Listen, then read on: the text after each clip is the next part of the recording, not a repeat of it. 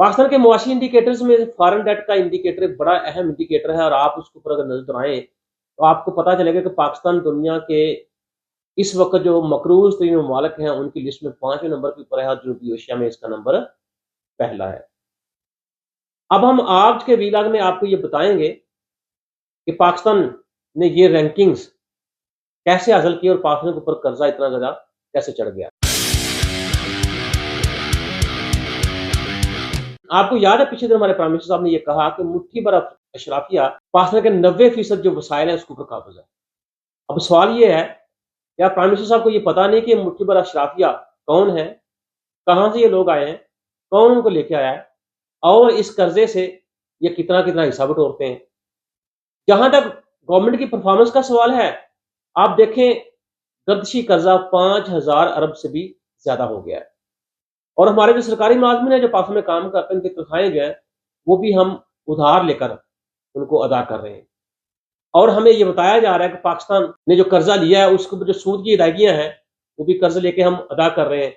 तो मतलब बात करने का ये है कि अब पाकिस्तान जो है उसके पास इतनी भी सख्त नहीं है कि वो मजीद कर्जे लेके अपना कर्जा उतार सके। अब अगर देखा जाए 1947 से लेके जब से पाकिस्तान बना है तो 2008 तक पाकिस्तान के ऊपर जो कर्जा था वो 6127 अरब रुपये। 1947 से लेके 2008 तक पाकिस्तान के ऊपर कर्जा था वो 6127 अरब रुपये था, जो 2008 से लेके 2023 तक यानी पिछले 15 सालों में वही कर्जा 62,000 अरब रुपये हो गया है। आप अंदाजा कर लें कि 1947 से लेके 2008 तक जो पाकिस्तान का कर्जा था वो 6127 अरब था, जो 2008 से लेके 2023 तक 62,000 अरब रुपये चला गया। तो ये है हमारी परफॉर्मेंस। अब सोचने वाली बात ये है ये कर्जा किसने लिया, किसने इस्तेमाल किया और ये कर्जा कहां चला गया। इसमें पाकिस्तान की आबादी 25 करोड़ है जिसमें तकरीबन 12 करोड़ 66 लाख लोग जो हैं वो खत्ते गुर्बत की लकीर से नीचे जिंदगी गुजार रहे हैं। ये फायदा हुआ उस कर्जे का। इसमें पाकिस्तान के अंदर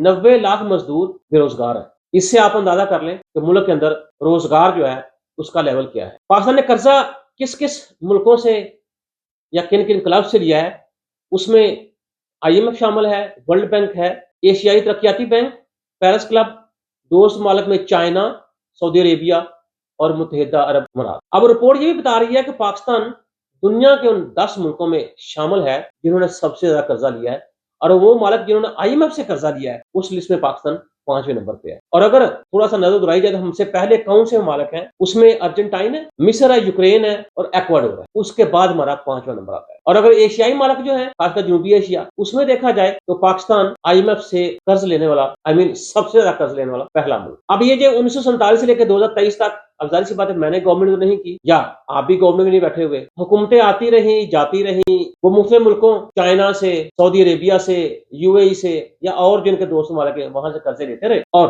अवाम को वो कर्जे पे करना पड़े, कर्जों के ऊपर सूद पे करना पड़ा। और साथ साथ ये भी कहा जाता है अब चूंकि हमने घरेलू कर्जा पे करना है तो अवाम जो है अपने पेट के ऊपर पत्थर बांध, कभी कर्ज उतारो मुल्क सौरों के नाम से पैसे लोगों से वसूल किए जाते हैं और कोई बंदा हिसाब लेने वाला या देने वाला नहीं है कि वो पैसा कहाँ गया। उसके बावजूद पाकिस्तान के ऊपर कर्जा जो है वो चढ़ता जा रहा है। अब उसमें आप देखें कि आपने इस कर्जे में से रकम कितनी इस्तेमाल की, मैंने कितनी इस्तेमाल की। वो कर्जे वाली रकम अगर जब आपने इस्तेमाल नहीं की, मैंने इस्तेमाल नहीं की, तो वो रकम गई कहाँ। और फिर भी हम ये बात करते हैं कि मुट्ठी भर अशराफिया, क्या ऐसा तो नहीं है तो मुट्ठी भर अशराफिया जो है वो तकरीबन सालाना अगर देखा जाए तो 5000 अरब की मरात लेता है और 5000 अरब ही हमारे ऊपर गर्दशी कर्जा है। तो अगर हम वो 5000 अरब की जो मरात है उस मुट्ठी भर अशराफिया को देते हैं, वही कट कर दे तो कम से कम हमारा गर्दशी कर्जा ही उतर सकता है।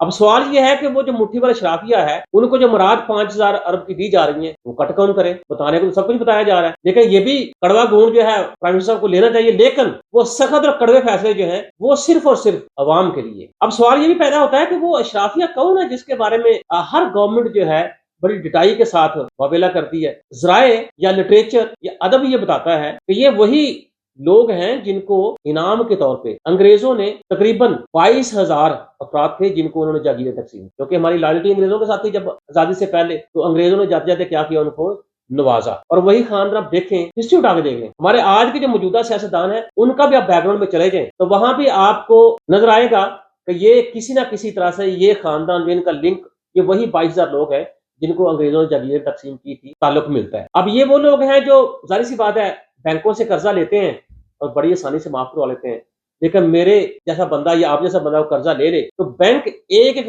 پائی وصول کرتا ہے، معاف کرنا تو کہیں دور کی بات ہے، ایک ایک پائی وصول کرتا ہے عام آدمی سے۔ لیکن جب بڑے مگرمچھوں کی باری آتی ہے ان کے لیے کوئی نہ کوئی لاभ بن جاتا ہے یا کوئی وہ اور دوسرا ذریعہ استعمال کر کے بینکوں سے اپنی جان چھڑا رہے۔ اب گورے کی اگر بات کی جائے تو دیکھیں یہ تقریباً جب انہوں نے برصغیر کے اوپر قبضہ کیا تو انہوں نے ایک چیز اور سرچ کر کے نکالی تو یہ کہ ڈیوائڈ اینڈ رول، اور پھر جب انہوں نے ہمیں آزاد کیا یا ہم نے ان سے آزادی حاصل کی اس کے باوجود بھی انہوں نے 100 سال آگے سوچا، اور آپ دیکھیں دنیا کے اندر جتنے اسلامی ممالک ہیں ان کے اوپر آج بھی قبضہ کس کا ہے؟ وہ گورے کا ہے۔ اور اب تھوڑا سا اور ہسٹری کے اندر چلے جائیں، اسلام کے اندر سود منع ہے، کرسچینی کے اندر سود منع ہے، لیکن یہود ان کا دیکھا جائے تو وہاں سود جو ہے وہ جائز ہے۔ آج دنیا کے جتنے بڑے بڑے بینکس ہیں وہ کن کے پاس ہیں؟ وہ یہودیوں کے پاس ہے۔ دنیا کے بڑے بڑے کاروبار کن کے پاس ہیں؟ یا اس کے سی ای او جو ہے وہ کون ہے؟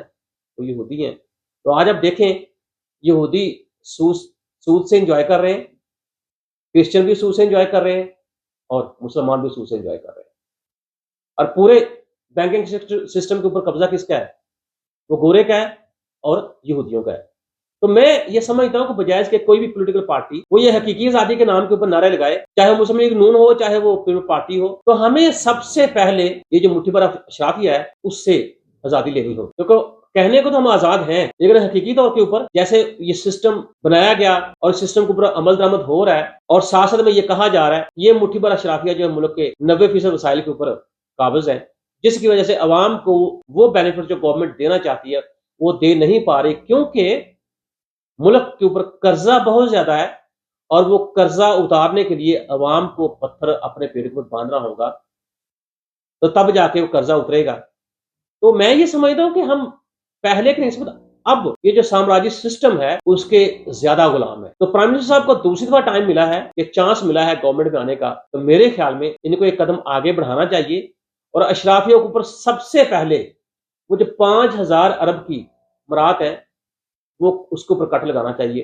تو میں یہ سمجھوں گا کہ حقیقی آزادی کی طرف یہ ہمارا پہلا قدم ہوگا، ورنہ ہم اسی طرح رول تو رہے ہیں پہلے بھی اور آگے بھی رولتے رہیں گے، کیونکہ خالی باتوں سے نعروں سے اب کام نہیں ہونے والا۔ اس کے لیے ضروری ہے کہ عملی طور پر ہم اقدامات اٹھائیں اور عوام کی فلاح و بہبود کے لیے کچھ کر سکیں۔